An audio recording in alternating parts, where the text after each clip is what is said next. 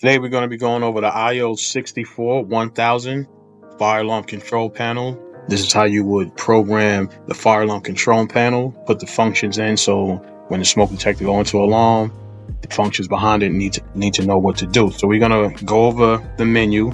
In the top left here, we're going to go over the menu, everything in the menu. This is just going to be a brief overview of how we add a panel and what the functions are and controls into it. In my later videos, I'll show you how to do physical programming. We just want to understand what this application is and how we can use it. So at the top left, we have a couple menu items. So we have the project menu where we can start a new project.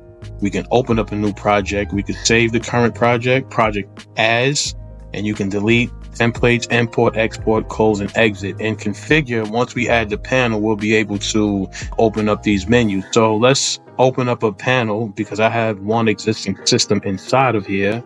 And what we have here, once we open up the panel, we're able to see more features inside of this programming utility. Inside of the configure menu, if you have different regions, you can add your regions, you can add different sites. If you had sites here, you will add your panels. If you have whatever panel you have and using the FS panel, or if you're using any one of the IOs. This is an older version, so they don't have an IO 500. It's actually up to the 1000, but this is still the same identical programming unit you're going to be using if you come across the newer version.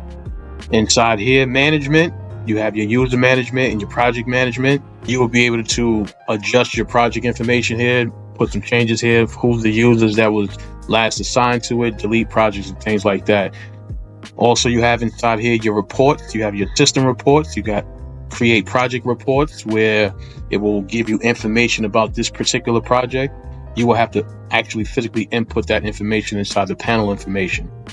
So let's go inside what the panel looks like. For this particular project, this is for Hamilton Grange. It's actually for this is a house that he lived in New York City. So it's a historical site. So I usually name the project as the project name of the site.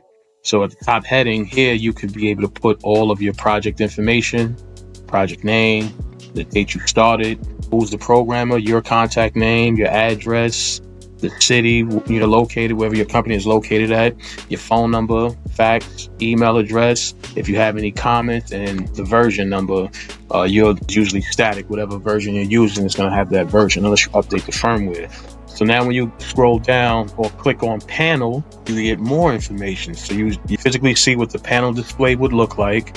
And on the right side, you have the properties menu where you could adjust more information. So inside of the panel, it's going to let us know it's a IO64 or if it's a 1000. The panel name, you have the firmware version, you have the database version. The start date is when you actually loaded this panel up and when you first started to write your first detector. The last time it was modified. So if this system was in a few years and a couple of technicians had been going in making some changes, that's where that last technician date and time will be there.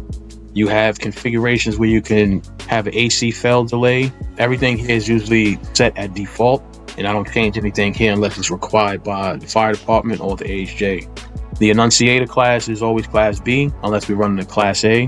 Class B is when one wire run from the panel and then stop at the end, wherever the end is. In a class A circuit, that wire will come back once it reaches that last device. It will come all the way back to the panel. Auto signal silence.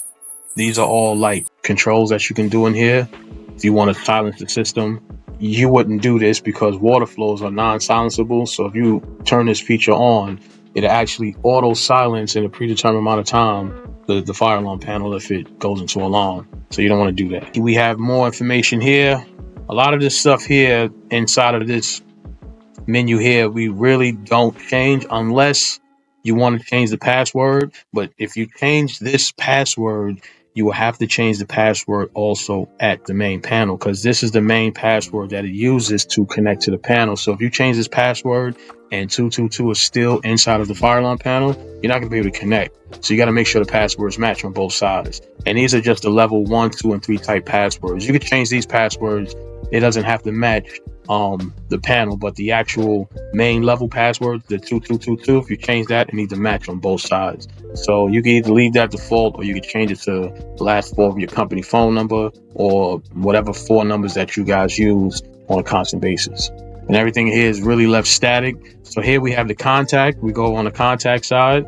Here we could put, again, the company's information, address, state, city, phone number, email address. The banner, this is the banner here where it says 414 West 141st Street. This is where you will put that information for whatever the address is of that site. If you fit on one line, in the second line, you could put system normal, or you could just put the entire address.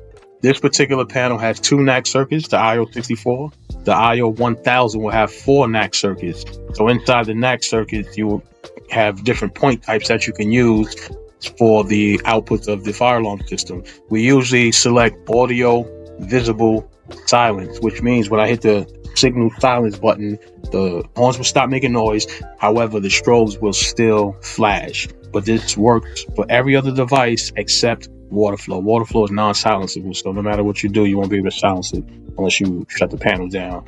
Zones is only if you're going to be configuring groups of devices together. If you're going to put all your smokes into a zone, if you're going to put all your pull stations into a zone, or if you're going to put groups of devices into a zone and then manipulate that zone through correlation programming. So a zone could be a wing of a building, or a zone could be a bunch of smoke detectors in one particular zone. So either a group of same devices or an area that they're trying to define as a zone.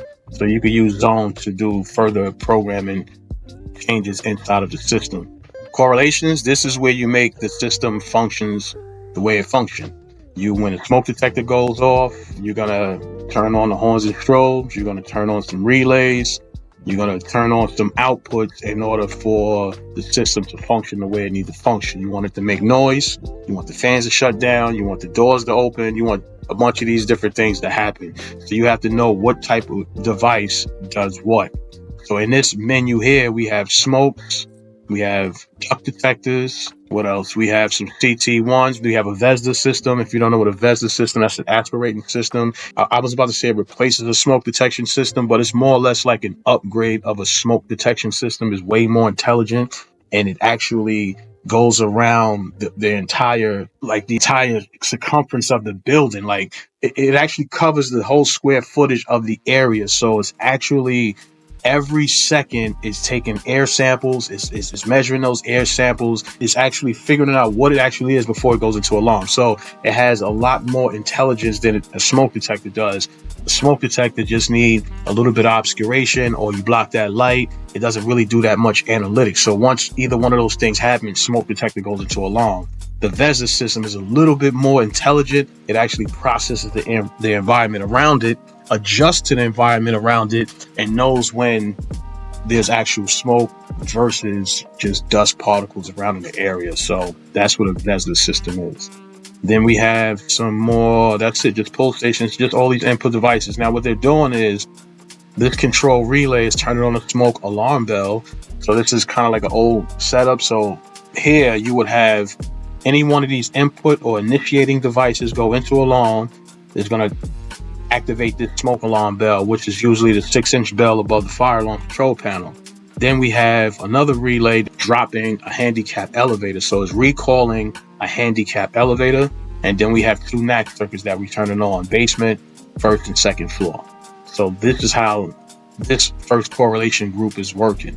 Then we have another correlation group, which is all for pull stations. And like, you have to know what point type does what. So smokes activate door releases, fans, and also elevators. Well, not all smokes will drop the elevator. Lobby smokes will recall the elevator. An area smoke detector that is not in front of the elevator will not recall the elevator, but it will sound the alarm. So you have to know what these particular device types do and how they activate the fire alarm system. So a regular area smoke detector is the same as an elevator lobby smoke detector, but they're going to be doing 2 different type functions. The elevator lobby smoke detector will do one more function, or rather 2. It will shut the elevator and shun it, or it will shut the elevator and turn on a fire hat. An area will just shut the fans down, open up doors, but it won't shut the elevators down. So I don't want to confuse you. So just understand that the area smoke detector and the elevator lobby smoke detector are the same. They both do the same exact functions. However, the elevator lobby does one more, and it controls the elevator. Now, pull stations is a different point type. It would not shut the fans down unless it's required by the ASJ, fire department, or whomever is that authority having jurisdiction. But pull stations will only sound the alarm and open up doors. It wouldn't activate stair pressurization. It wouldn't shut down fans. It wouldn't do anything like that. It is a manual activation. There's automatic activation and then there's manual activation.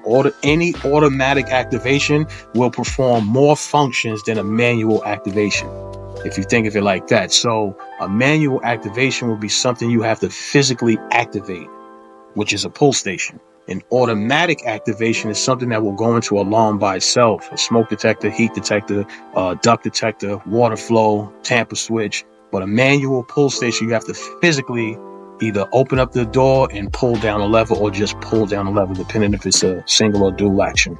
Then we have correlation 3 is for the water flow, and we're turning on the relay because the water flow will do all of the functions in the fire alarm system. It will shut the elevators down.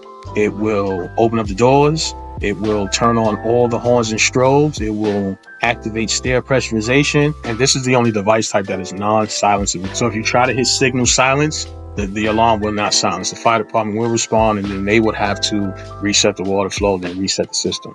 Correlation number 4. So now what we have here is a fan restart switch. So they have a physical switch that's located at the fire alarm panel where you have to put either 1620 or 2642 purge key and actually turn that key to activate this monitor. So now when this monitor is in short, that short is like two wires touching together. So now it's active. It's going to turn on these relays. It's going to turn on the basement fan. It's going to turn on the attic relay, and it's also going to turn on the basement fan. So what this is doing, restarting the fans manually. You have to have a two-step operation. It depends really on this small system. You don't really need a fan restart switch, but it's okay. If you're in a high-rise building and you have 30 fans and the fire alarm system goes off and shut all the fans down, and you reset the system and now everything is automatically starting back up, you have 30 fans starting up at the same time, you can kill a lot of power. You can kill you can blow out, you can do some damage. So what they do is they put a restart switch and then they stagger it with time. So if you have 30 fans, it may take 5 minutes for all the fans to come on, because each one is probably staggered at a delay of 5 seconds each. So that way we don't draw too much power by all of the fans starting up at one time. But that is the reason why they would have a fan restart switch, so you can start the fans up at a staggered delayed time. But this is a small system. There's only 2 fans. Like, you can start up at the same time, but it's okay. But that's the understanding of that, why they would do that. That's more so for high-rise buildings or Class C systems, Class J systems, maybe hospitals, because they have a bunch of different wings. They may have a bunch of different fan units, buildings, things like that. So now we have a drive system. The first water flow is just regular water flow switches monitoring water going through the pipes. Now these are just the wet and dry system. This is the pressure switches that's connected to a sprinkler system or dry system, more or less. It's a sprinkler system that has air throughout the building and is pressurized and has water like at the door. So if one of the sprinkler heads pop, that door will open, water will release, the air will pull out, water will release, and then that's how water will go through all the sprinkler heads. So we're monitoring also the dry system. And what this is doing is turning on a TC1 that has a water flow bell, which is like a 10-inch bell that will ring constantly until you come and reset the system, and also the horns and strobes going off. And a good rule of thumb, what I like to do when I'm using correlations, I like to name these correlations, because if I'm just trying to figure out what these things are, I got to go through all 7 of these just to do some troubleshooting. So now here they have another water flow doing some wet system alarm. They're just activating 2 different relays. So that's all the correlations. These is how we marry the inputs and the outputs. We take an input and we activate the output. But we need to know what the point type does and what we're looking to do. You usually get that information from off the drawings, and you will have a program matrix or a sequence of operation. It would actually tell you what each device type is supposed to do. So inside here, when we inside the panel, we can put our contact information. We have our NAC circuits that we went through. CMS is the central station. This is how you would add the central station information. Dual line, because it's always going to be 2 lines, line 1, backup, line 2. Transmission time, the test time, you put the test time, don't put the test time in the middle of the night, because if the test timer don't work, they're going to be calling the customer 3, 4 in the morning. You don't want to do that. Put it 9 o'clock, or put it whatever their business hours are. That's the time you put between their business hours. So that way they're actually getting a phone call during business hours and they're up and they're not waking up out of their sleep. So telco account 1, this is where you will put your central station information, the last 4 digits of your central station account number, because your central station may give you letters and numbers and it may be 8 or 9 characters. All you need is the last 4 digits, and then you ask your central station for the primary receiver and then the secondary receiver. So what this is going to do is it's going to take this account number. Anytime there's any type of indication on the fire alarm system, primary phone line 1 is going to pick up, call this 1-800-761-0878 and send a series of codes over to that receiver that's in the central station. That receiver will then take those codes, kind of like working on a OSI, a networking model in a sense. Then that receiver will take that information and then spit it out to the screen so the dispatch can see, oh, tamper switch, smoke detector was an alarm, and then they'll know what to do from that point. So if you have 1 or 2 account numbers for whatever particular site, you will input that information here. And if you're using the IP dialer, this is where you would put the IP information. So you can have up to 8 IP dialers hooked up to this one system. That's the central station. Communication, this is how you will connect to the panel. So if you have your RS-232, you plug it in at the top. This is the IO panel. So you will just, I think it's still at the top left. I'm not looking at the panel, either top left or top right. There's a push-in pin. You could push in your 232 card. You will log in level 2 using 222 as the passcode, making sure the passcode is the same inside of the configuration utility. Once you do that, you click connect. The system will connect. You don't want to write the panel.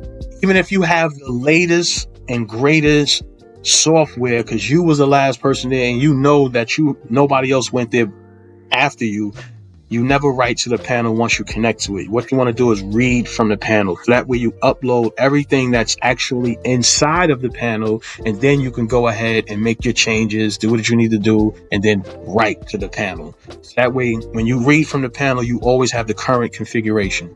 Inside of the events, you could adjust these events. These are the event types that get sent over to Central Station. I would suggest you leave that alone. That's more of an advanced user type feature. Printer, if you have a printer connected, this is how you would configure your printer. So that way that 232 can send all of those troubles, alarms, whatever activity that happens on the fire alarm panel, it'll send that straight over to the printer. You can put up you can install 8 annunciators. You can put in LED annunciators or controlled annunciators or non-controlled annunciators in here. You can have up to 8. So make sure you address them 1 through 8. Devices, this is where you would add your devices. Always leave mapping enabled. If you don't know how to troubleshoot, then that's your problem. Get nice. So always leave mapping enabled, and it's always a class B unless you're running a class A. Remember that wire that's coming back from the last device back to the panel. But it's always, 90% of the time, it's always a class B. So device configuration, here is where you would add your devices that's connected to the fire alarm system. You will put all your devices in here, give it a device name. You will add your CT1. You would give it the point type. It's usually a supervisory non-latching, because you want the tamper switch to reset itself. So if you just testing a tamper switch and it's a supervisory non-latching, usually these device point types will reset themselves once the modules see that point is clear.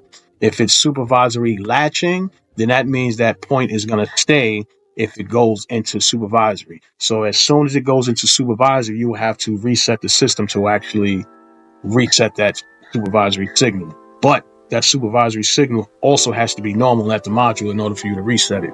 So you pick your point type, then you give it your description and location. You have up to 40 characters, and then you have 2 message lines that you could put all these characters on. So that's 80 characters total. Down here is all static. You wouldn't change this information down here. This is more advanced. You wouldn't have to change any information down here anyway.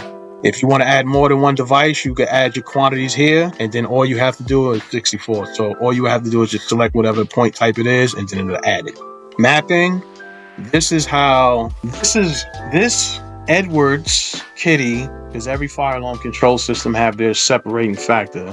And this is what separates them from Simplex, from MXL, from I'm going to say Firelight, Notify. This is what separates them from all the other fire alarm companies. If your system is installed right, you will have a map of exactly what is connected in front, behind, what is T-tapped. You will know the exact wiring in the field. And this is great for troubleshooting. You have a ground fault on the system, you can pull up the map and then you can say, okay, let's say if it was here between these two devices, you'll be able to know that 32 is the fan restart switch and that's the smoke in the basement. So these modules are in the basement somewhere. So you'll know that this is actually at this device 34 is after 32. And what this means is there's modules that are T-tapped.